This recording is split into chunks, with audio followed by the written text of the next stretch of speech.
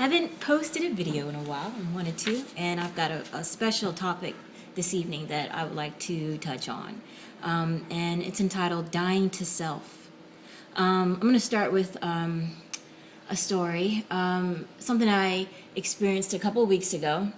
I'm at work and I'm in the bathroom and I hear the phone ringing. And so I, finish using the bathroom, come answer the phone, it rings again, and I am greeted with, well, it's about time you answer the effing phone, right? So, in response, without any hint of aggression or retaliation in my voice, I just very softly say, you know what, I was in the bathroom, and that is so very rude. What room do you need?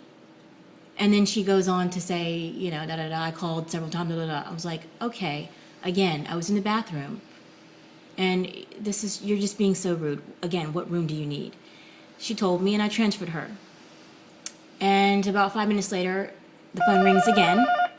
And, she was like, I am so sorry. Excuse me. Can't go in?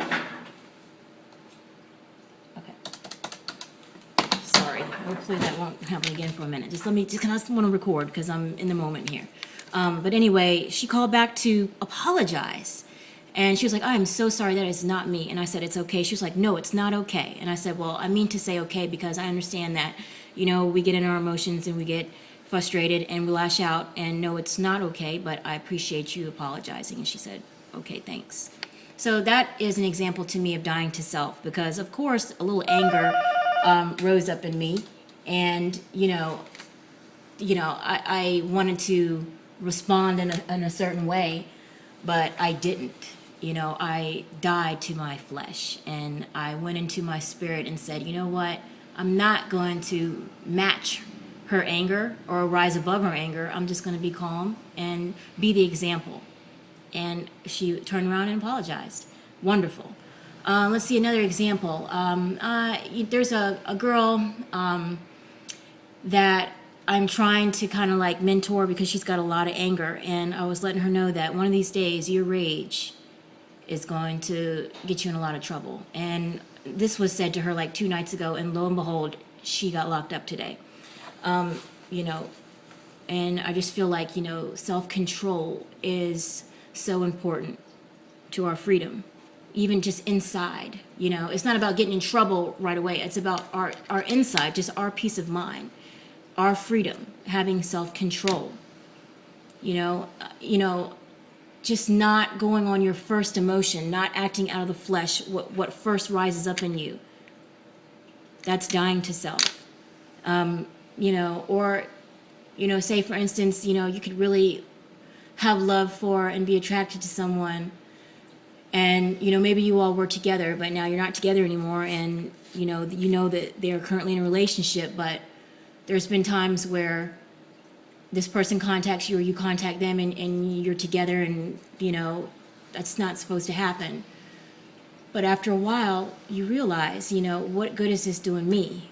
Let me die to my fleshly need of wanting that physical connection, that physical experience.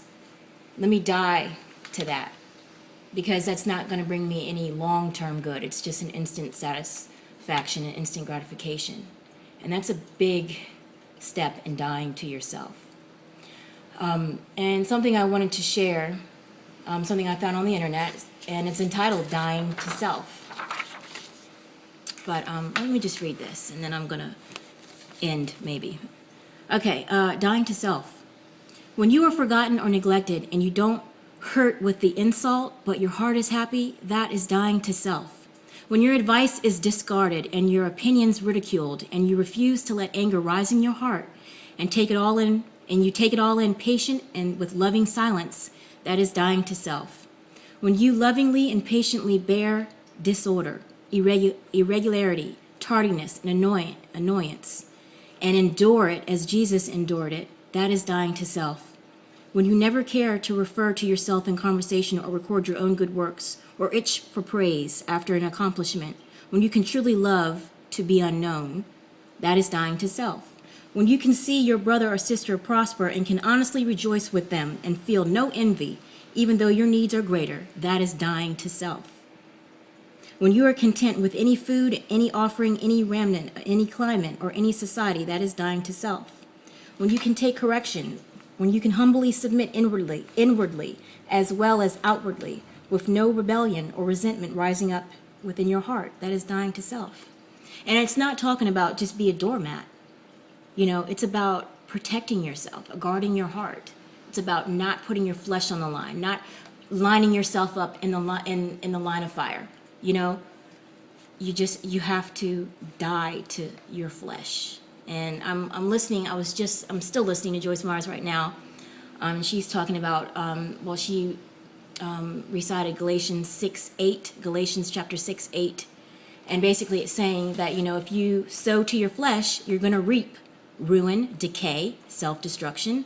But if you sow to your spirit, you're going to reap marvelous things: love, patience, peace, favor, increase, grace, beauty, humility, hope.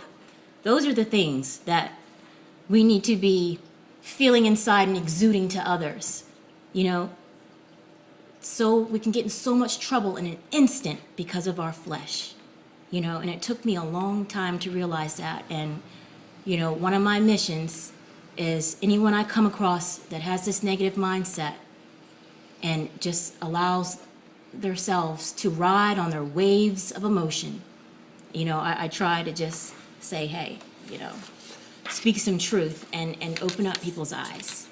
And it's just wonderful. So I wanted to share that, and I did.